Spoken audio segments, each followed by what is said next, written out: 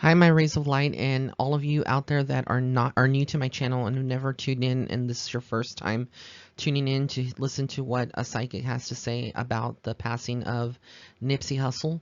I just want to thank you so much for being here. My condolences first and foremost go out to Lauren London, his girlfriend, partner in life, his family, the children, his colleagues, people, his fans, people that that loved and supported Nipsey. So my condolences go out to you. I'm gonna go ahead and start off and give, like I do in every psychic reading, and giving you just a brief overview backstory for those of you that are listening that don't know who this gentleman is. He was a very talented actor because he did star in a mini role. Artist. He is a musician, a rapper. So he was in the industry and also a clothing, he had a clothing store. He was an entrepreneur. So he was coming out with, for those of you that don't know, with a documentary on Dr. Sebi's trial. If you don't know who Dr. Sebi is, you may want to see my psychic reading that I did on Dr. Sebi. So that way you can kind of familiarize yourself with who he is. But basically, Dr. Sebi was someone that had cure for cancer, for a lot of diseases, and he was a Honduran and was basically faced a trial, and was later murdered. And again, so go ahead and check out that video before seeing this one. If you don't know who Dr. Sebi is, for those of you that do, I'm going to continue.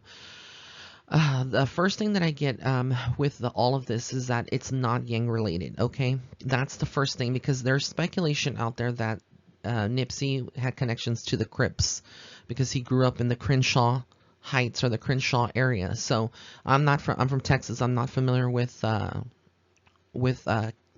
Crenshaw area in California, but as I can tell you from what I get from a spiritual perspective, is that this was not gang related, even though it's trying to be spun off. And there's going to be things that I'm going to be discussing here that are going to make you kind of wake up. And those of you that are awakened will already know the truth here behind the matter. Now keep in mind that Nipsey was murdered at age 33. Okay, 33 is a Masonic number. It is the 33rd degree. For those of you that are Masons that are listening to this, I'm not throwing shade at and saying that Freemasons or Masonry, is satanic or diabolical. I'm just saying that it's a I'm making the connection. The 33rd degree, I believe it's associated with like the sun. I don't know all of it, but I've done some research in my time about it. But it's a sacrificial number in how I perceive it with what is happening to him. The fact that he was taken out at age 33, and 33 is known also, synonymously in the, industry of Freemasons, that it is, to me, it comes off as like a sacrifice in many ways.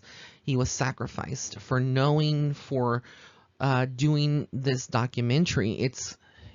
There's no coincidence in this, that he was just coming out with the documentary, and then he was taken. I mean, he was just going to come out with a documentary. It was going to be like published or, put out in on the TV, theaters, whatever, soon. And he was just killed, so there is definitely a correlation there. I really do get it. It's not just a conspiracy, because people in the media is twisting this and making it look like that's just a conspiracy theory. But you have to understand, he was killed at age 33, and right before releasing or, completing this Dr. Sebi documentary.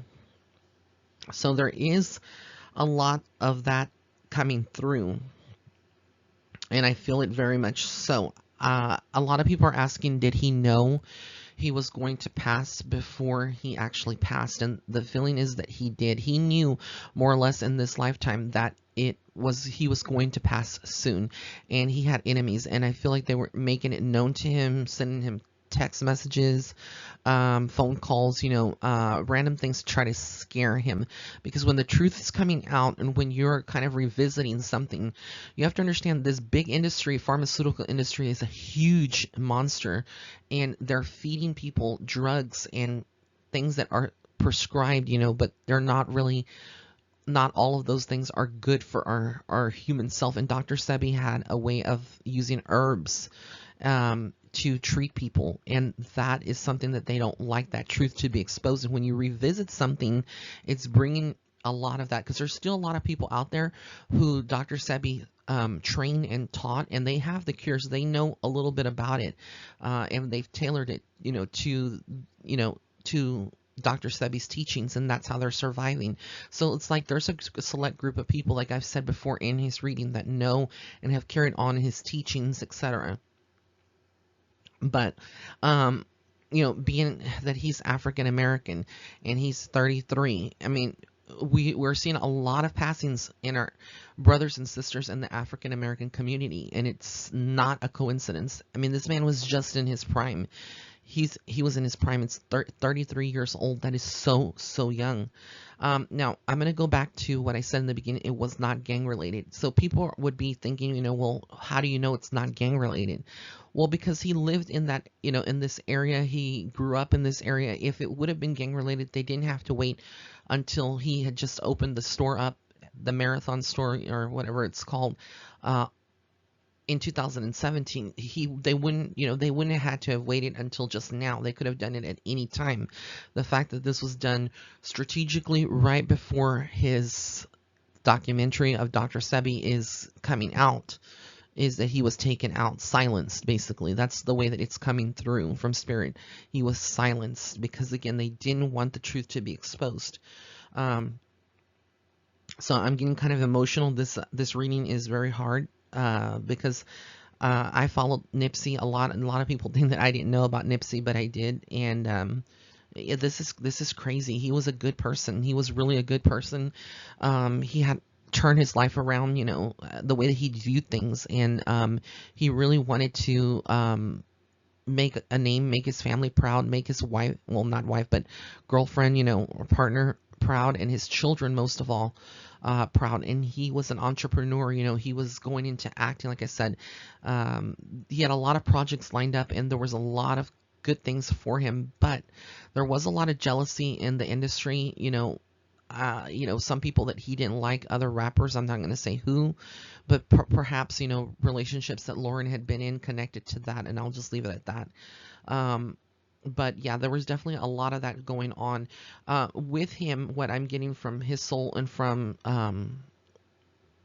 Spirit is that there is going to be some things that come out, like supposedly, they're going to spin this again, like I said, in the media, and say more that this was gang related, and they may have someone that they find or that they question as a potential suspect. But the fact of the matter is that this was definitely carried out. It was a murder, and it was premeditated, and it was carried out to silence him, to silence the truth from coming out, from revisiting the past of Dr. Sebi. Basically what I'm getting is that he is saying that the love that he had for, let me get into this next slide. This is Lauren London and Nipsey. She was his partner, and they had a child together, and they both had children from previous relationships. And she's a beautiful actress and a beautiful lady, and she stood by him. And to me, when I looked at them, they remind me of like Beyonce and Jay-Z in some ways. And I hate to make that comparison, but I feel like, they're a very strong power couple. And what he's saying is that their love was what gave him strength to continue doing this and continue to, make money and to be, hungry for succeeding in this lifetime. And that's what is coming through. But he's talking about a lot of backstabbing, a lot of problems in his work field, in the work world, with his career, the rap industry, the music industry. He was good at that, but there was definitely some tension. I'm getting that there were some backstabbing, some things that were not really good in that area.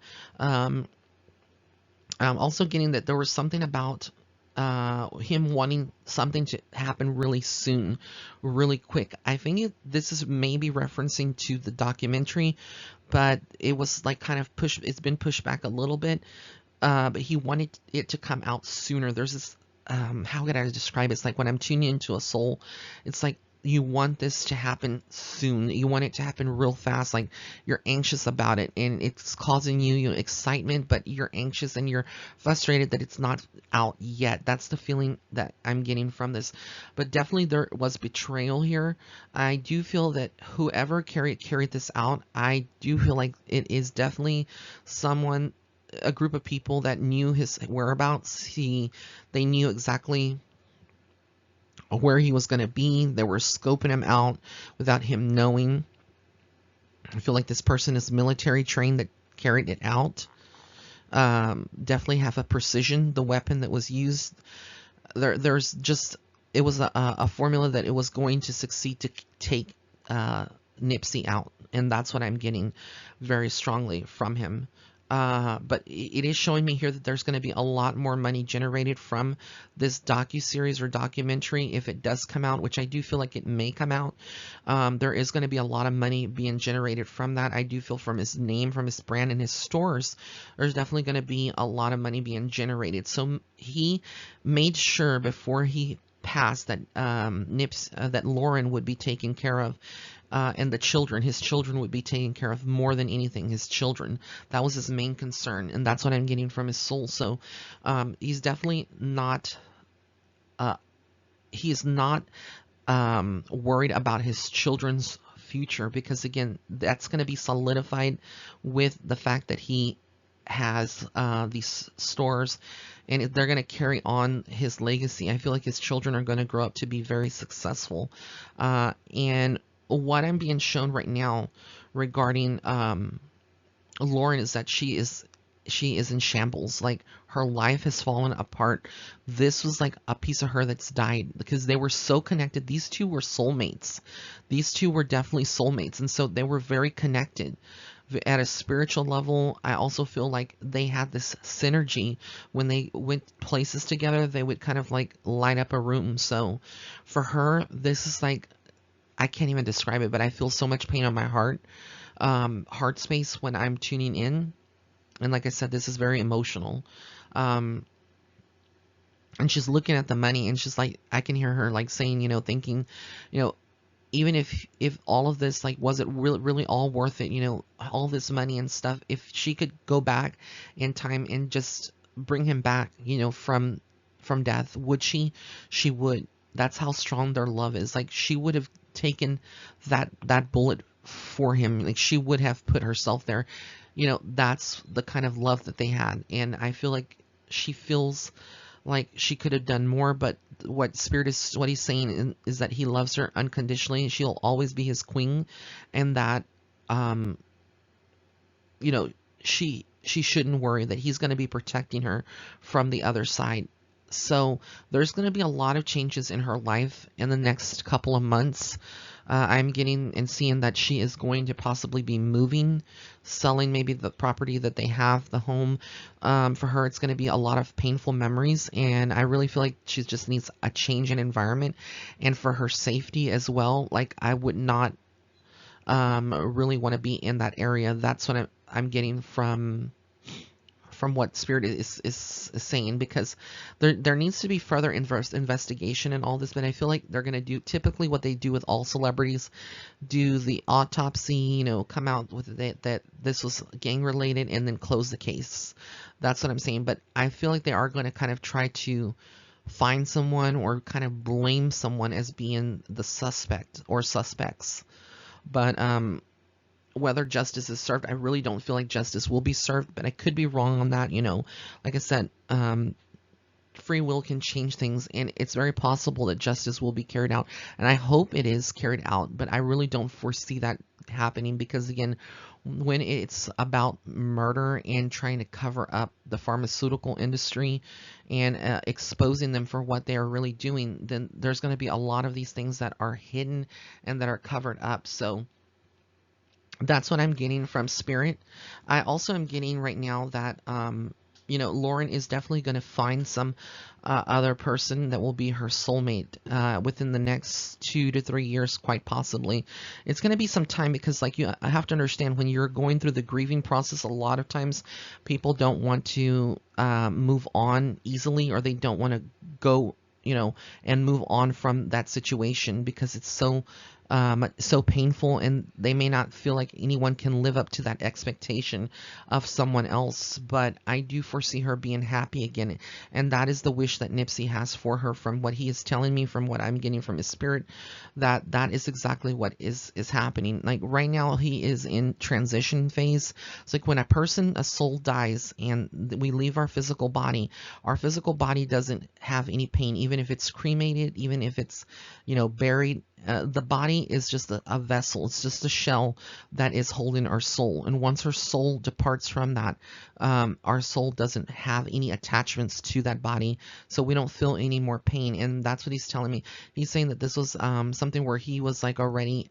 and at once he was shot, he was like, it was it wasn't something where it was very like he felt pain. And I think that's what she needs to know, is that he didn't feel pain. It was something where he already had detached from that, and so there was no pain in the body, etc. And he is definitely watching over her. I don't feel like he's crossed over, so he is earthbound right now, making preparations to transition over in the next couple of days. Like I said, I don't like doing readings immediately after a person passes, because I believe that the soul needs at least 2 to 3 weeks, a month, maybe sometimes even 3 months for it to kind of transition to the other side. But I felt very connected to this whole situation. For her, there's going to be a lot of healing, a lot of memories. Like I said, I do feel like he didn't know. I don't know if there's any validity, but he is saying that he was threatened, you know, he was threatened before his passing. So there must be something out there that, you know, that they know, or that he kind of, I did see something online but he's not referencing that right before he passed. That was like a Twitter text message, or I don't know, a Twitter message that, you know, he had put on his Twitter, I believe, about, you know, having enemies. Not that he's talking about something before that would have been like a threat that he would have received either in his phone as a text message, etc. So that's something to definitely look into. But I do feel like right now, you know, he is watching over the family, watching over Lauren, and she's going to be okay. But again, a lot of life changes, and this changes the whole industry, you know, and it kind of drives some fear among celebrities that are his age, you know, or that are involved in a lot, especially if you're African American, our brothers and sisters out there. You know, it's kind of scary because we're seeing a lot of people that are being taken out at such a young age, specifically when there are revisiting cases like Dr. Sebi's case. So yeah, we have to see, you'll see more, like I said, that's going to be circulating in the news and the media, but a lot of it will be just cover-ups and just be, you know, lies, basically, to hide the truth and conceal it. And again, they will always blame gangs, you know, instead of, you know, letting the truth come out as to who it would really be. So I really do feel like this was definitely, like I said, not gang related, and it was more of a group of people and military experience, like I said, that would have carried this out to silence him. And that's all I can say for my safety, etc. So I want to thank you all for tuning in. I'll be doing some more videos. I'm going to be doing one on Lizzo soon. Blessings and love and light. Have an amazing, amazing day or night wherever you are in the world.